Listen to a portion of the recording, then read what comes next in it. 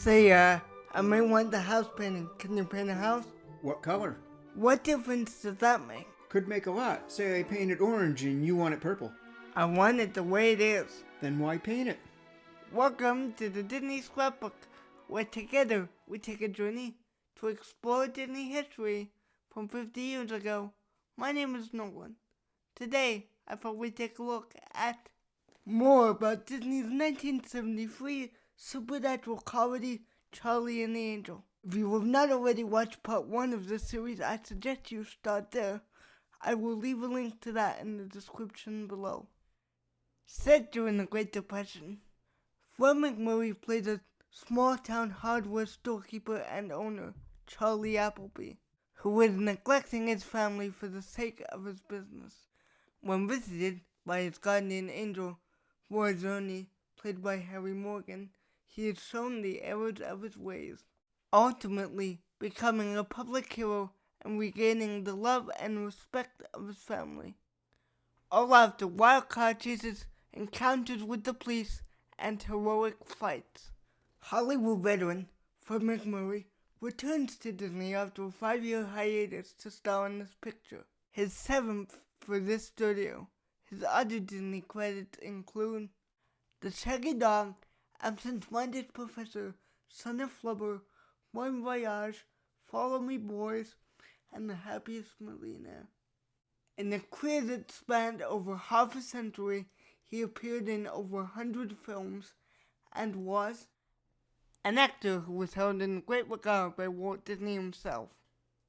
And in 1987, Frederick Martin MacMurray was to be the first recipient of the Disney Legend Award. Charley and the Angel is in the tradition of a few of MacMurray's earlier Disney comedies. Following the success of The Shaggy Dog, MacMurray was wooed for the lead in the television series My Three Sons.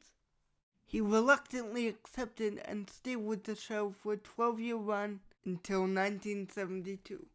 MacMurray remembers Walt advised against the series, thought I'd overexpose myself.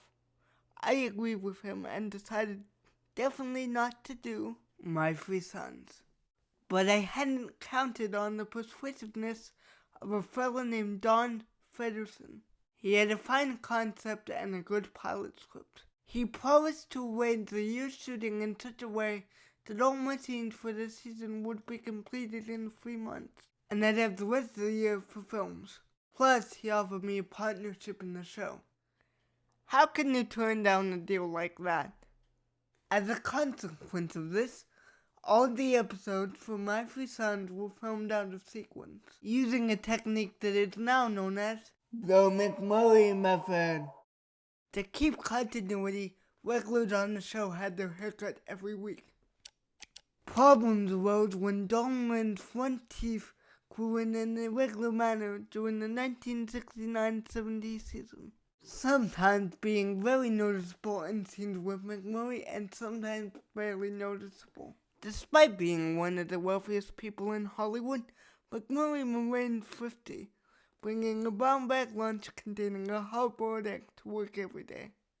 Once again, in Charley and the Angel, MacMurray produces his lovable standard Disney role of a father who is caring, but disconnected, flummoxed, and befuddled by his children. As always, he executes excellent comedic timing, which pairs so well against Harry Morgan, along with twinkling eyes and an expressive rubbery face. When watching him perform this role of a 40 to 50-year-old father, apart from his somewhat stooped posture, it's hard to believe that the spry MacMurray was 64 years old during filming. Fresh off her success of the 1971 film The Last Picture Show, for which she gained the Academy Award for Best Supporting Actress, Cloris Leachman plays Charley Appleby's long-suffering wife, Nettie. Her skillful portrayal of a forgotten wife and harried mother, with a burning desire to attend the Chicago World's Fair, gained Cloris Leachman her second nomination for the Golden Globe Award for Best Actress in a Motion Picture, Comedy, or Musical. At this juncture in life, Leachman was mid-career. She started young in radio and by 1946 had been chosen as Miss Chicago and was one of the 5 finalists in the Miss America pageant, before moving on to Broadway, TV, and films, where she would go on to perform into her 80s, gaining many awards and nominations along the way.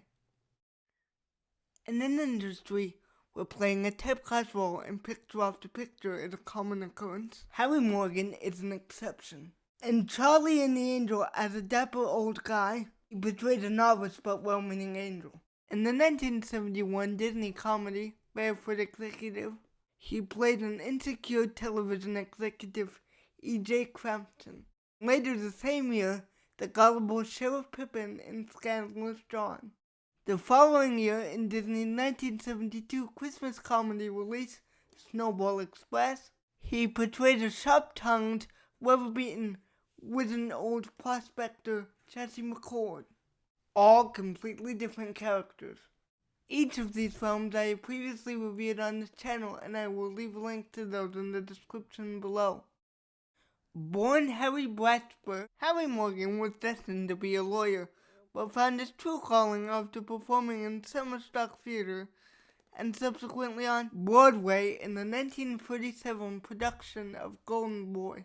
In 1942, he signed a contract with 20th Century Fox, making his film debut in The Shores of Tripoli as Henry Morgan, eventually changing his name to Harry Morgan in 1952, so as to avoid confusion with the radio and television humorist Henry Morgan. Harry Morgan was a prolific character actor with an incredibly extensive resume of over 100 film appearances, as well as numerous television shows.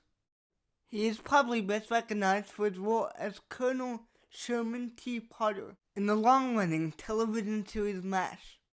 In Charley and the Angel, Harry Morgan is an absolute delight as the irrepressible guardian angel Roy Journey. His comedic timing off of Fred MacMurray is the highlight of the film. He appears to enjoy playing this character and has fun with this role. At the age of 15, Disney legend Kurt Russell was cast in his first Disney picture, Follow Me Boys, starring Fred MacMurray. Walt Disney liked what he saw in Kurt, and in 1966 he was signed to a 10-year Disney contract, and would eventually make 12 feature films for Disney, several of which I have previously reviewed on this channel, and I will leave a link to those in the description below. In Charley and the Angel, Kurt Russell provides a small supporting role as Ray Ferris, the clean-cut yet untrusted love interest to Charley's daughter, Leonora. This minor role of a meek, insignificant character replicates the off-screen romance that had sprung up between Kurt Russell and Kathleen Cody during filming. Kathleen Cody made her professional debut in a TV commercial at the age of 6 months, and subsequently have been a fashion model, appeared on television specials, in soap operas, summer stock, and on Broadway. At the age of 15, she made her movie debut in Sweet Charity with Shirley MacLaine. However, it was her performance in MGM's 1972 thriller, Girls on the Road, that caught the eye of Disney producer Ron Miller, who cast her as Chris Baxter, the teenage daughter of the main character in his 1972 Christmas comedy, Snowball Express. Here, in Charley and the Angel, she played a remarkably similar role as Leonora Appleby, once again the teenage daughter of the main character. Although I feel that her performance in this picture is better than that in Snowball Express, and she delivers on the promise, it is still unremarkable, and I feel she was cast for her looks rather than her ability to act in this medium. The two young actors, Vincent Patten and Scott Kolden, who played Charley Appleby's two sons, were spectacular. Their excellent performance was riveting, providing the film with the credibility that it needed to not become farcical. Vincent Patten, who had been appearing in commercials and on TV since the age of 9, was the son of actor Dick Patten, who had recently appeared in Disney's Snowball Express. He would continue to have a successful acting career and to become a world-class professional tennis player in the 1980s. In Charley and the Angel, he plays the enthusiastic, gullible eldest brother, Willie Appleby. Scott Kolden plays the pragmatic younger brother, Rupert Appleby. His performance is a delightful representation of the various temperaments that a child exhibits. He obviously had great talent, but would only act as a child star in the 1970s, going on to become a successful audio engineer. Comedian George Lindsay portrays the unflappable, dog-eared handyman, Pete, a variation on his most famous character, Goober, from the 1963 Andy Griffith Show. A genial, good-hearted, but somewhat slow-witted hick. He had previously appeared for Disney as comedic support in Snowball Express as Double L Dingman, and lent his voice to the animated feature The Aristocats as Lafayette. He would go on to be in Treasure of Matecumbe and to provide voices in Robin Hood and the Rescuers. His droll characterization of Pete, a character who was directly lifted from the book, added an amusing element to the film, especially relieving the tension in the fight scene at the end. The familiar face of Edward Andrews, often seen in Disney movies, playing subsidiary characters, plays Ernie the banker in this film. A flustered businessman trying to prevent his bank from going into foreclosure. Richard Backlund, another familiar face to fans of Disney's films from the late 1960s and early 70s, once again plays a lovable, heavy villain as the character of the bootlegging gangster Bugs, a role that he reprises often for Disney. The well-respected stunt car driver, Bill Hickman, known for his expert wheelman work in car chases, was the stunt coordinator on this film. Before getting into movies, he was James Dean's driver. In 1963, he was commended by the Los Angeles Police Department for outstanding service for apprehending a bank robber for a car pursuit. Jerry Brett was often used for stunts by Disney after making his film debut in 1961. For many years, he was Don Knotts' stunt double. Dick Warlock spent 10 years performing stunts for Disney films, starting in 1966 with Follow Me Boys as Kurt Russell's stunt double. He continued to be Kurt Russell's stunt double for 25 years. For Disney, he also doubled for Harry Morgan in Snowball Express and Helen Hayes in Who'll Be Right Again. Other stunt artists who assisted with the fight scenes and car chases were experienced stuntmen Gary Combs and stunt driver Craig Baxley. The film is full of Disney's signature green screen special effects and trick wires that Harry Morgan's character in particular utilizes. For instance, when the roller skates in the store appear to be dancing by themselves, the tennis racket puts itself back on the hook, and the angel climbs the invisible stairs to heaven. There are several Disney live-action films that utilize characters that play the vanishing trick, like the angel does in this film.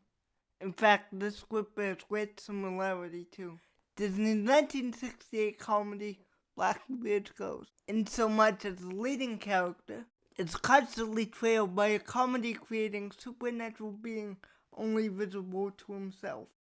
The smoke rings blown by the angel remind me of the caterpillar in Disney's 1951 animated film Alice in Wonderland.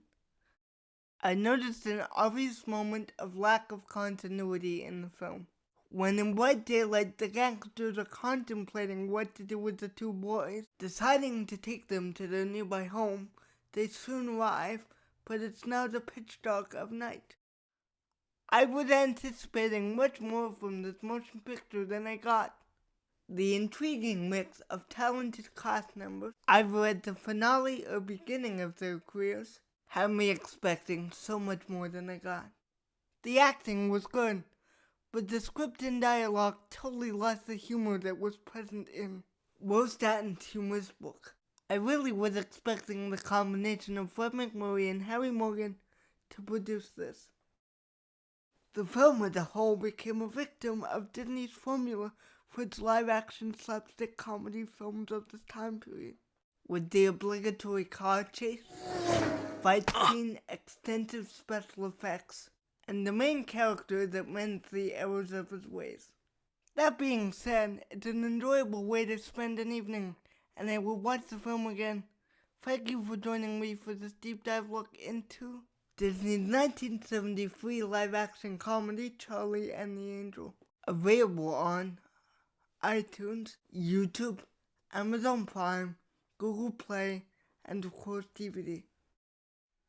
If you enjoyed this type of 50th anniversary content, please like and subscribe and hit that notification bell. The Disney Scrapbook channel will be producing other 50th anniversary content throughout the year that will include reviews of Disney films, LPs, books, and free content. Thanks everybody for watching. TTFN, ta-ta for now.